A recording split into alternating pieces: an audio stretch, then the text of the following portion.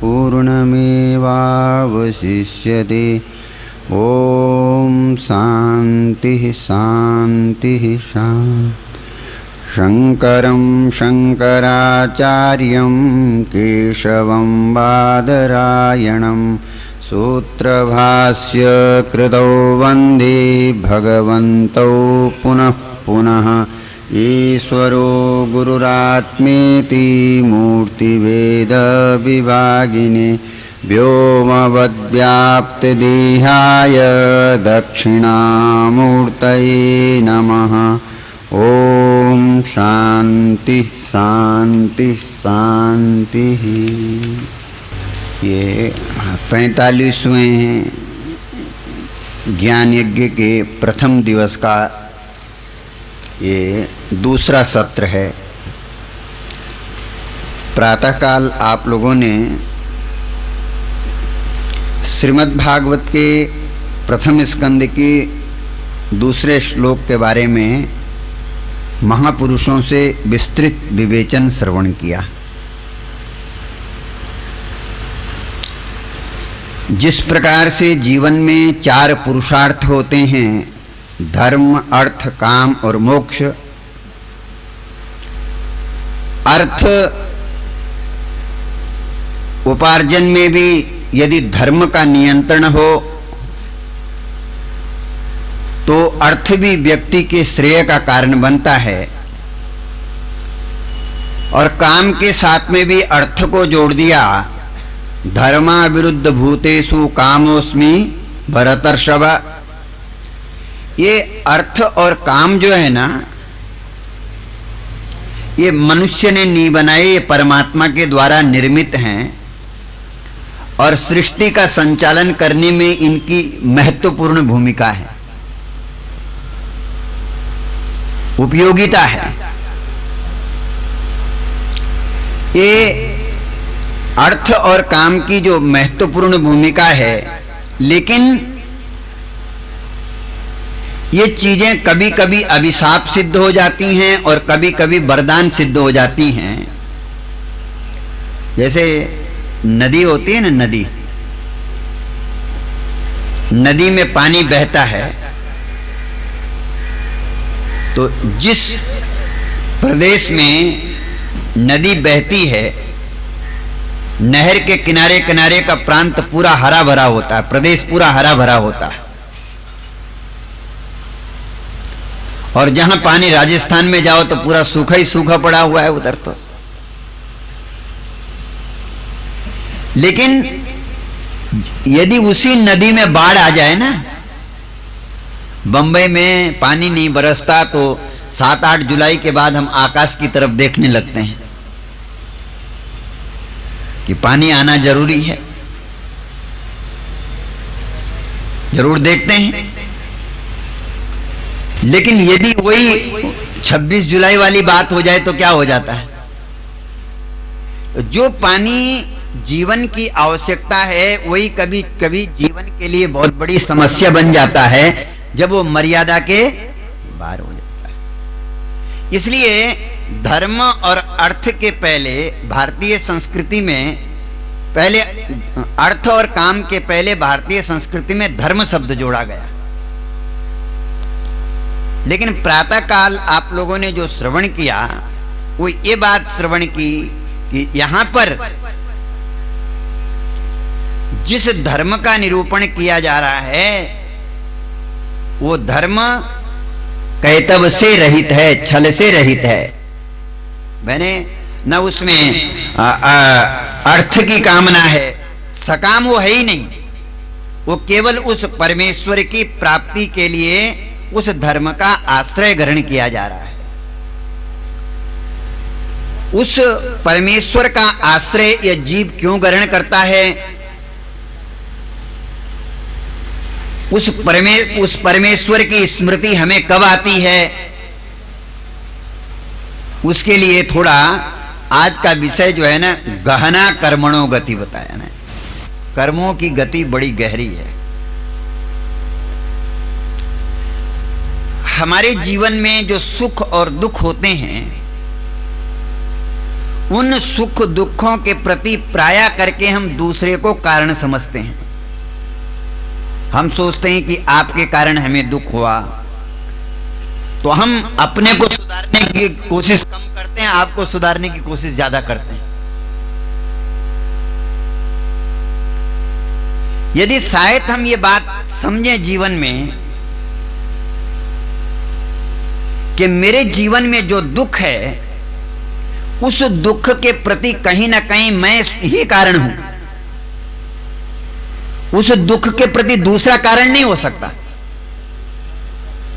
तो जब मनुष्य अपने दुख के प्रति स्वयं को कारण समझता है, तब अपने कर्मों का वो सुधार करता है। ये सारा जो जगत है ना,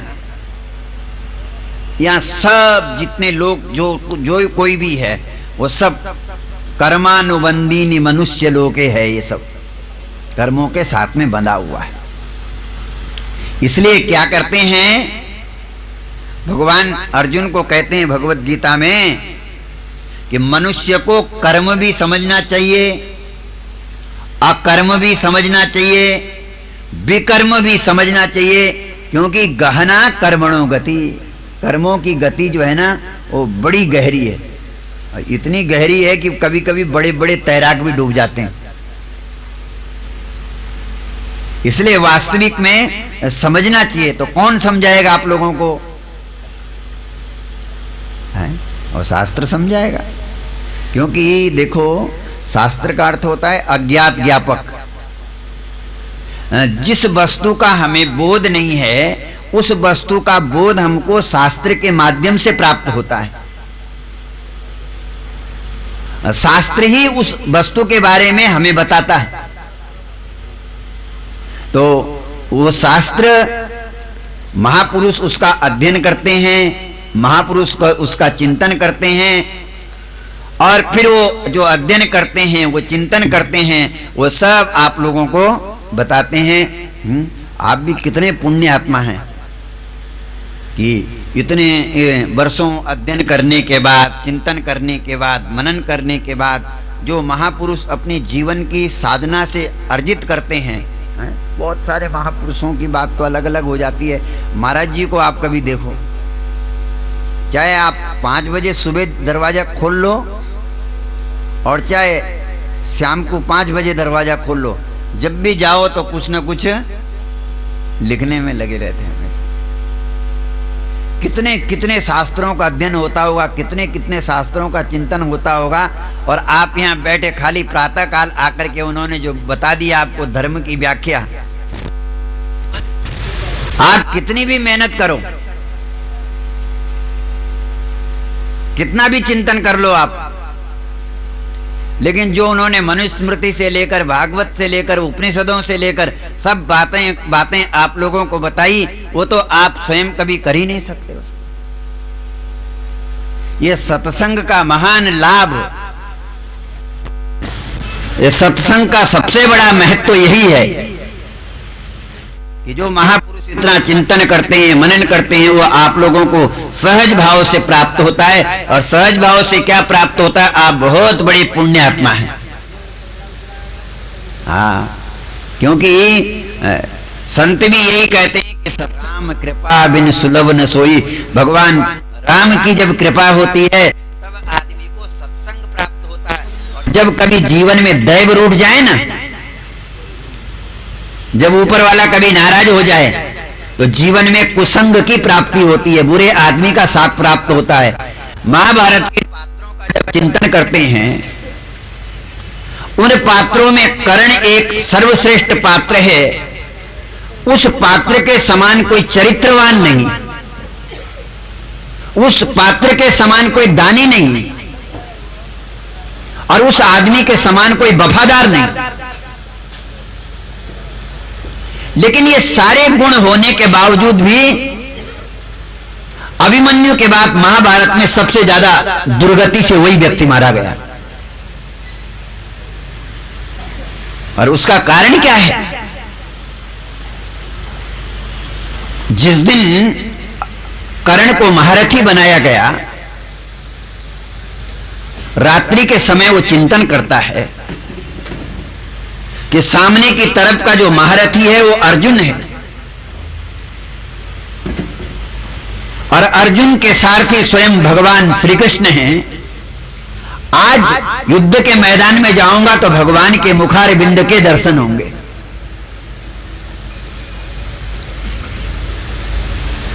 करवटें बदलते बदलते रात पूरी बीत गई, लेकिन उसको रात को नींद नहीं आई। उसे लगा कि मेरे से कोई बहुत बड़ा पाप कभी हुआ है।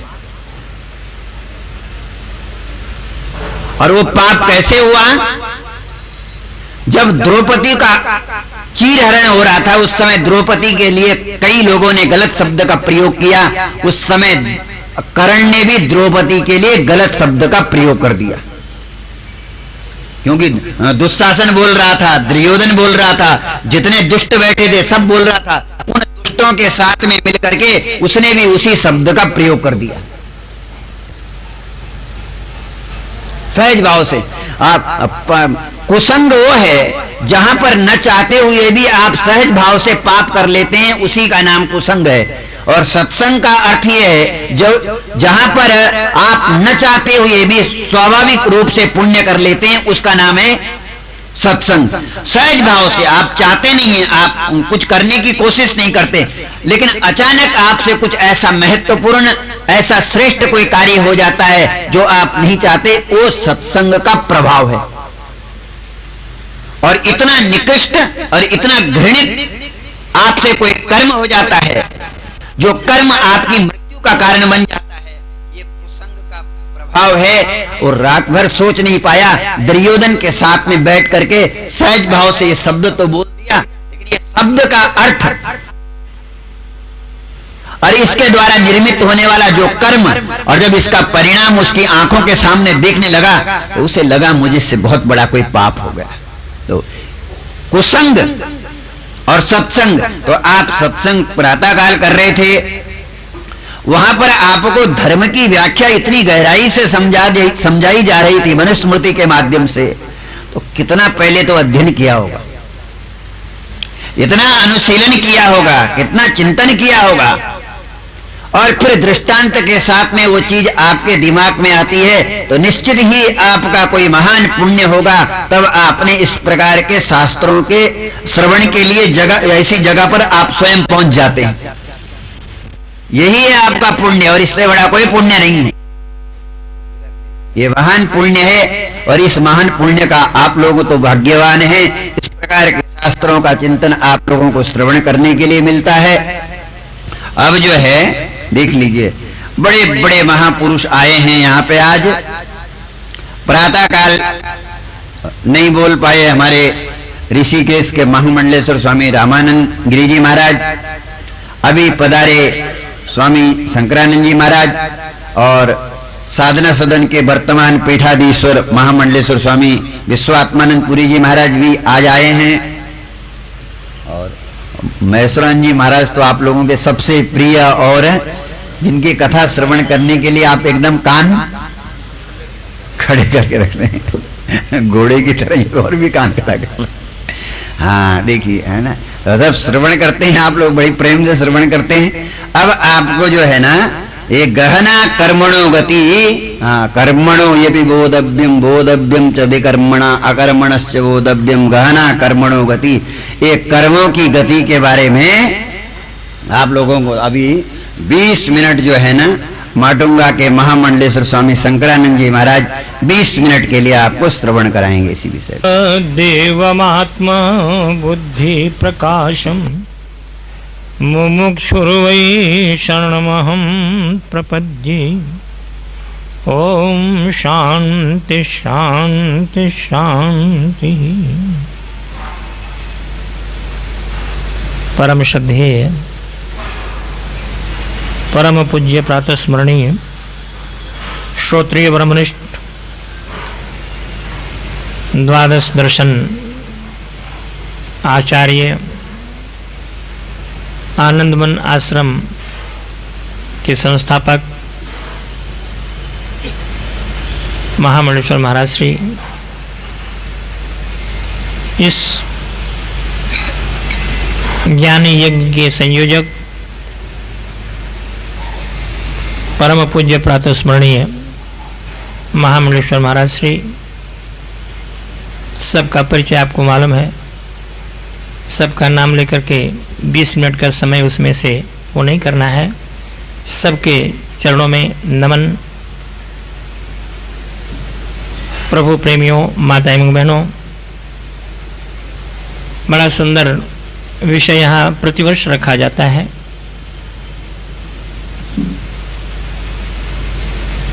कर्म हमें कैसे करना चाहिए।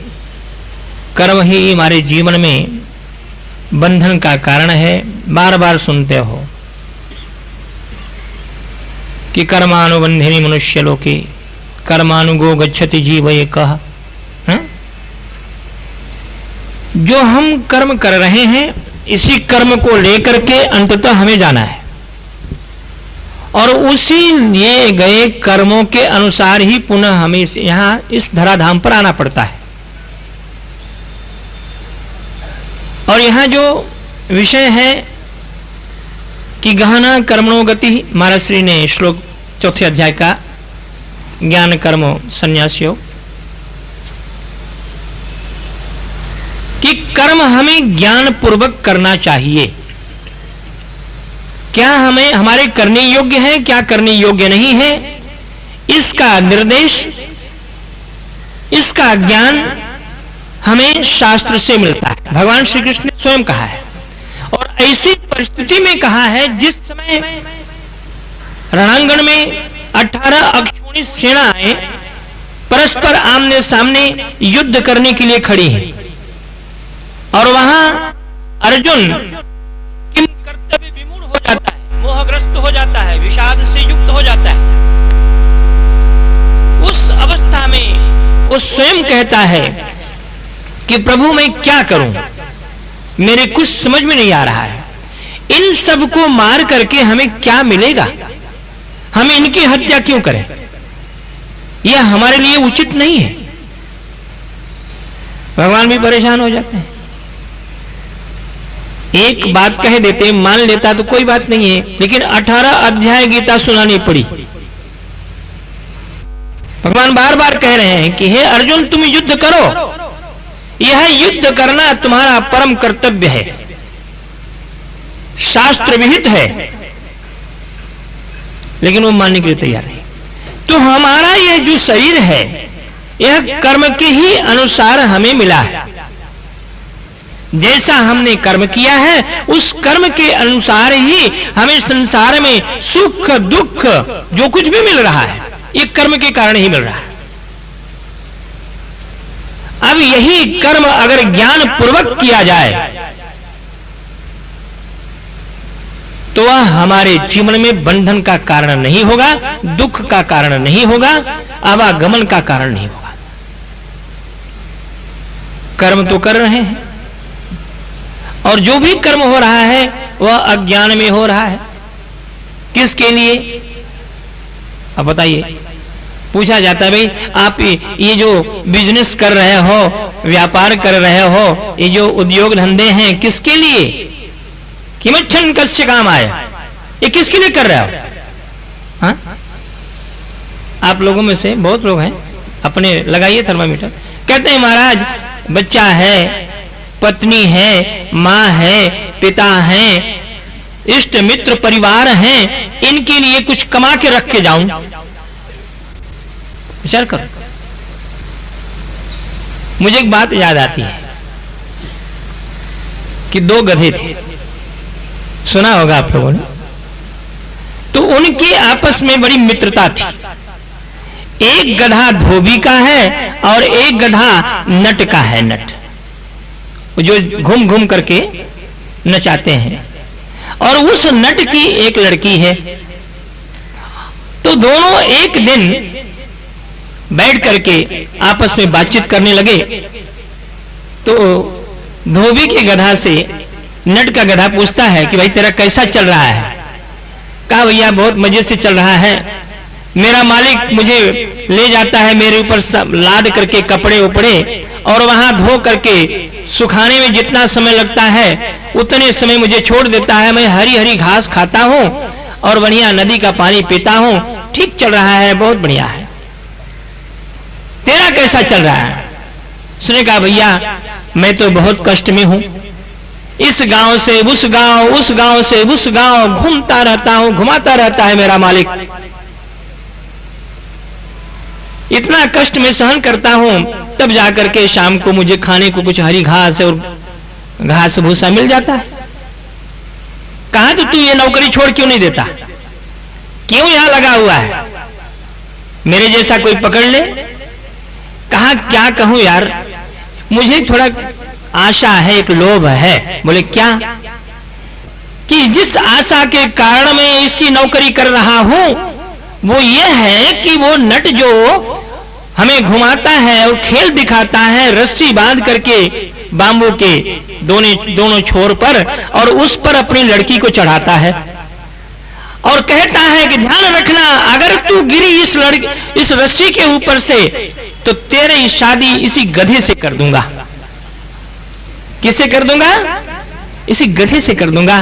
तब भैया मैं उसी लालच में पड़ा हूं कि आज नहीं कल डगमगाती है चलते हुए, कभी न कभी तो ये गिरेगी, और जब ये गिरेगी तो ये गधा इस लड़की की शादी किससे कर देगा? मेरे से कर देगा। इसी आशा में मैं ये सारा दुख सहन कर रहा हूं। बोलो सच्चिदानंद भगवान की।